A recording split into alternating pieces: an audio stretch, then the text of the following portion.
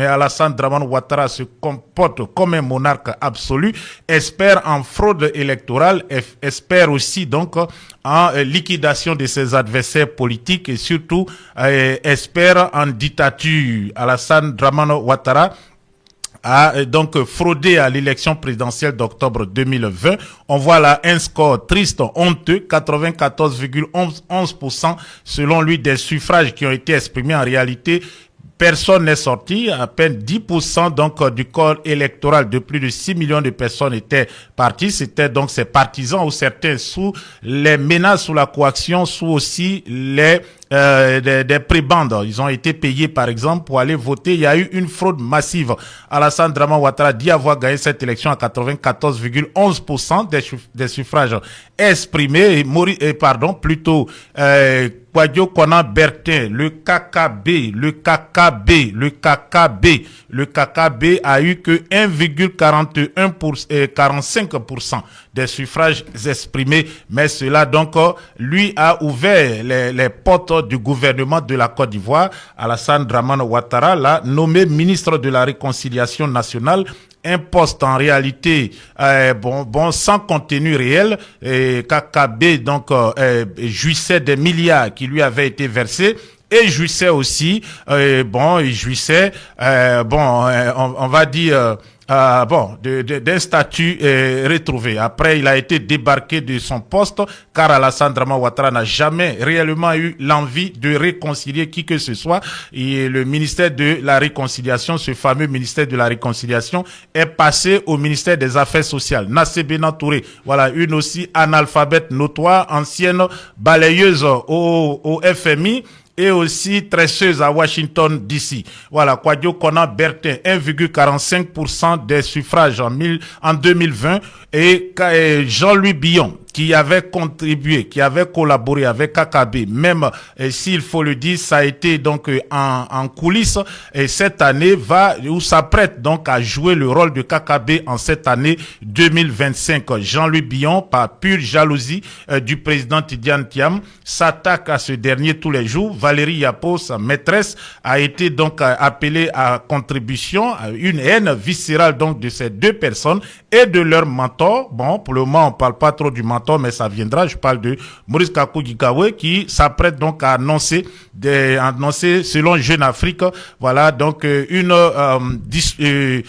rupture, voilà, une fraction du groupe parlementaire du PDCI RDA à l'Assemblée nationale. Donc Jean-Louis Billon, qui se dit être le meilleur candidat pour représenter le PDCI RDA à l'élection, a donc animé une conférence de presse sans trop tarder. Nous allons écouter certains points donc de ce qu'il a dit. Il se fait aussi surtout l'avocat, le porte-voix du gouvernement d'Alassane Dramane Ouattara et aussi de la commission électorale indépendante, et qu'il dit qu'ils ne sont pas à mesure de faire la révision de la liste électorale avant l'élection de 2025, d'octobre 2025.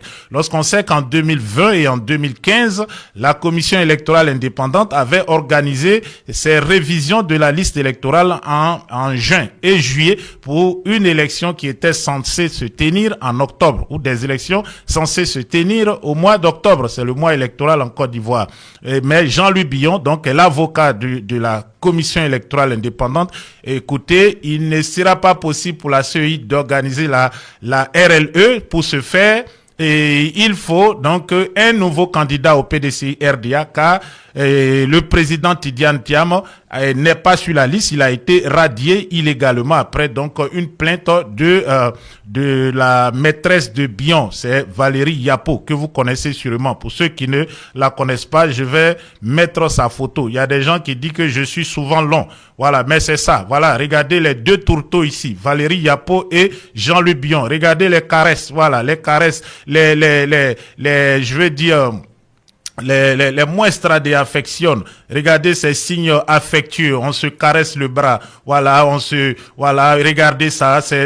N'est-ce pas beau à voir ça? Regardez les deux tourteaux. Voilà, en public, c'est un peu donc, je veux dire, la retenue, mais on se caresse tranquillement le bras. Voilà, donc deux personnes donc qui se connaissent très très bien car ils partagent une intimité en tout cas Bon, après, c'est à Madame Billon de savoir où va son mari et que fait son mari les soirs. Donc, Valérie et Yapo donc étaient présentes, mais ce qui nous intéresse, c'est que Jean-Louis Billon est sorti du bois. Le KKB 2025 se dévoile enfin. Allons-y donc à l'hôtel Azalaï pour l'écouter. Voilà, on va écouter quelques fractions de sa conférence de presse. Rassurez-vous, tout à l'heure, donc je vais donner la parole à une analyste expert politique. On va décortiquer tout ça ensemble. Je demeure militant du PDCI RDA.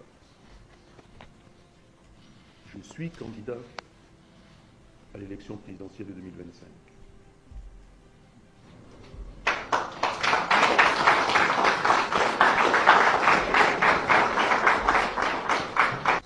Je demeure militant du PDCI RDA.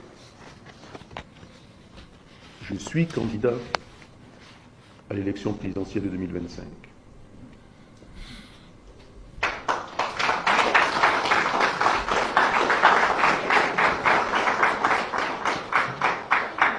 Pour le PDCI RDA.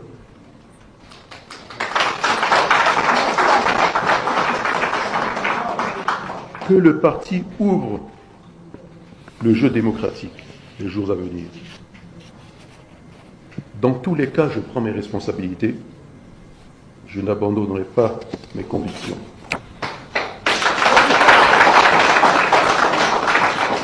Je ne trahirai pas la mémoire de nos illustres présidents. Je ne me tairai pas devant la souffrance du peuple de Côte d'Ivoire.